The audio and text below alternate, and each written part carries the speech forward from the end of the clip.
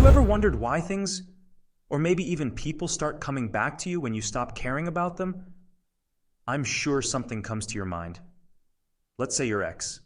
Sounds weird, doesn't it? But let me tell you, this doesn't mean you're suddenly charismatic or have some magical aura.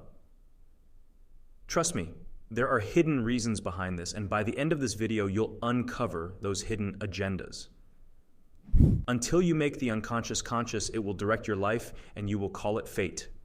In fact, your choices in life are only affected by your old experience. Therefore, many individuals, when confronted with difficult or traumatic events, might feel trapped by those experiences, viewing themselves as victims of their circumstances.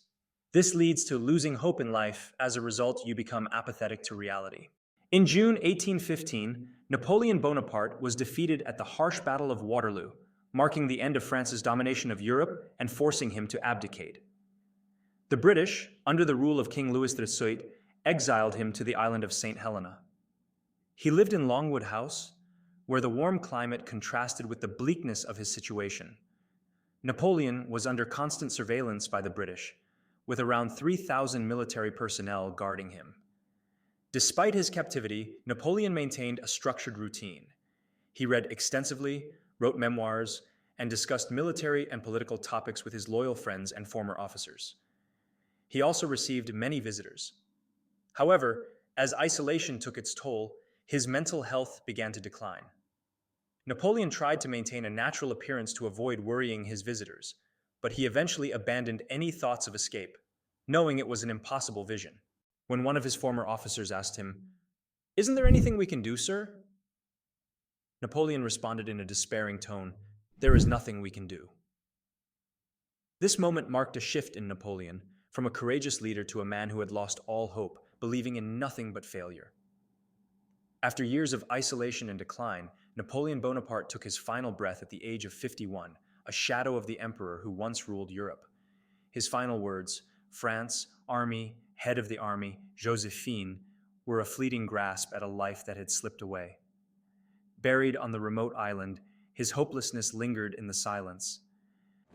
Dude, the idea here is that the moment when you stop caring, you lose the hope needed to overcome obstacles. This hopelessness leads to confirm that people are not aware of their actions. Therefore, sometimes you feel that self-centeredness comes from caring about what others think of you and whether they provide the emotional support you crave. This isn't true caring in the sense of loving someone and seeking to take care of them. It's more about needing someone to love you and treat you as valuable. So when you don't get that, you feel like you're losing control. The pain you feel probably stems from entrenched self-esteem issues. You might doubt your own value due to past experiences of shame, guilt, fear, or resentment. Your rational mind tries to cover up these feelings with positive thinking, but the doubts remain. So, is there a way to truly overcome the impact of past traumatic events and move beyond the lingering emotional scars? Without self-awareness, these unresolved issues will continue to tear at your heart and mind, leading you to overcompensate or strive for validation. But how? When it comes to not caring too much, it's easy to assume that the solution is to become indifferent, to simply stop caring about what others think or how they treat us. But indifference isn't the solution. It's a form of emotional shutdown that can lead to isolation and disconnection. Instead, the key is to practice awareness, because awareness involves understanding and acknowledging your emotions and thoughts without letting them control you. It's about being mindful of your feelings, recognizing why you care so much, and choosing how to respond to those emotions. Instead of becoming indifferent to others' opinions, awareness allows you to see them in a new light.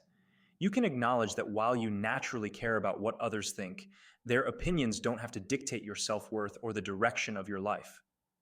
It's about shifting the focus from trying to control others' perceptions to understanding and managing your own emotions. In contrast, indifference would mean shutting down emotionally, rejecting any concern for what others think, and possibly even rejecting the importance of relationships altogether. Indifference is the essence of inhumanity. This approach can protect you from immediate hurt, but it can also lead to a lonely, disconnected existence where you're no longer open to meaningful connections with others. Additionally, practicing awareness means being present in your life, understanding the roots of your emotions, and making intentional choices based on that understanding.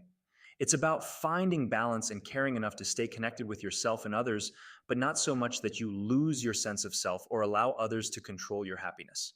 This leads to a more authentic, fulfilling life, where your actions are guided by self awareness rather than a need for external validation. Keep in mind that the goal isn't to practice not caring, but to practice awareness. Take up meditation, study your own psychology, journal about your emotions, share with others, seek therapy if needed, and read about self esteem. By freeing yourself from the past, you'll regain the ability to breathe easily and make choices about what's truly important and how to best relate to others.